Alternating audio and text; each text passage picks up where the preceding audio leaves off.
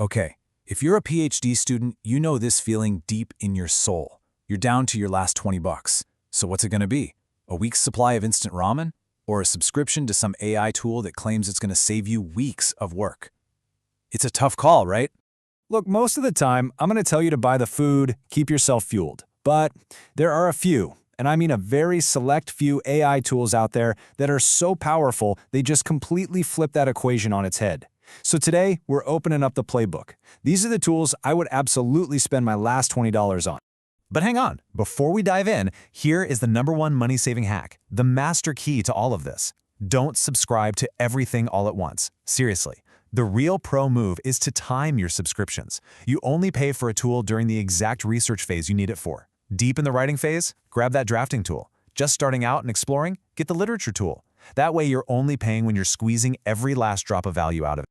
All right, so let's start where every project begins. You've got a fresh idea, but now you have to figure out what's already been done. It's time to tame that literature beast. We have all been here. The literature review feels less like a task and more like you're just drowning in a bottomless pit of PDFs. You can spend weeks, even months, just trying to find your footing, reading paper after paper, desperately trying to connect the dots. I mean, it is the absolute definition of academic grunt work. And this right here is where SciSpace becomes your secret weapon. You got to think of it as your personal AI research assistant. It can instantly explain super complex papers, point you to the studies you actually need, and even show you connections between them that you totally would have missed otherwise. It's a total game changer for this phase. So, how do you use it like a pro? The real move here isn't just basic searching. No. It's about asking it really complex research questions, like what are the most efficient organic photovoltaic devices reported to date, and getting back a full referenced summary. You can upload your own PDFs to build a library, and this is huge, use the customizable columns to compare, say, the methodologies or results across a dozen different studies all at a glance. You see, this isn't just about finding papers, it's about understanding an entire field in a fraction of the time. Okay, so you've wrestled the literature beast into submission. Awesome. Now comes the next big hurdle, actually turning all that knowledge into a first draft. The blank page, that blinking cursor, just taunting you. It is the universal symbol for writer's block. And let's be real, getting those first few hundred words on the page is often the single hardest part of the entire process. Now for this part, I actually skip all those purpose-built auto-writer tools. I've found time and again that the best results come from general large language models, things like ChatGPT or Claude. And you might be wondering why. Well, it's because they are unbelievably flexible.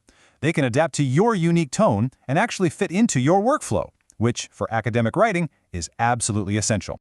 So here's the thing, it's all about how you use them. This is what I call the 3-step scaffolding technique. First, you give it a scaffold. This could be an abstract from one of your own published papers. You feed it to the AI and just say, read this. This step teaches the AI your personal writing style.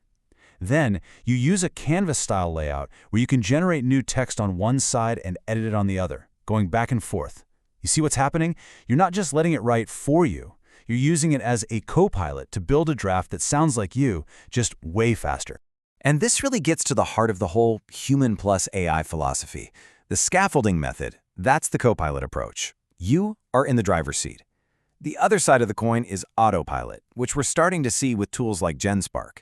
With that, you literally just give it your figures, and it tries to spit out a full paper. I mean, it's wild, it's a peek into the future, but it's not something you can actually use for serious academic publishing, at least not yet. The future is definitely coming, there's no doubt about it. But for right now, today, the smart, the ethical, and honestly, the most effective way to work is to use AI as a collaborator, something that supercharges your own intelligence, not as a replacement that just does the thinking for you. All right, you've got a draft. You're feeling good about it. Now for the final, and let's be honest, often the most frustrating part of the whole game, getting feedback. Oh man, if you have ever submitted a draft to your supervisor and then just waited and waited, you know how much this can absolutely kill your momentum. That feedback loop is probably the single biggest bottleneck in all of academic publishing. And this is exactly why Thesify is worth every single penny. It is like having a supervisor on call 24/7. You just upload your draft and you get instant, actionable, and it's kind of shocking, really human-like feedback. And just like before, the pro move here is all about asking the right questions. Don't just ask it to proofread your grammar. No, you got to ask it the tough stuff. Does my thesis actually pass the so what test? Are there any glaring gaps in my logic? Did I actually do what I said I was going to do in my introduction? It'll even suggest journals that are a good fit for your work and find grants you can apply for. I mean, come on. This is high-level, strategic feedback on demand. And that's really the key. The feedback you get isn't generic fluff. It's so specific you can act on it immediately. It'll point out, say, that you only partially addressed one of your aims, which lets you go back and beef up that exact section before your actual supervisor even lays eyes on it. So when you start putting all these different plays together, what you end up with is something really powerful, a completely new, totally supercharged research workflow. So what does this new division of labor look like? Well, you let the AI handle all the tedious grunt work, summarizing papers, formatting citations, banging out those messy first drafts, checking for basic logical flaws, all that stuff. This frees you, your brain, your time, your energy to handle what actually matters. Your job is to focus on the big ideas, the critical questions, challenging the core assumptions in your field. The real breakthroughs, those are always going to have to come from you.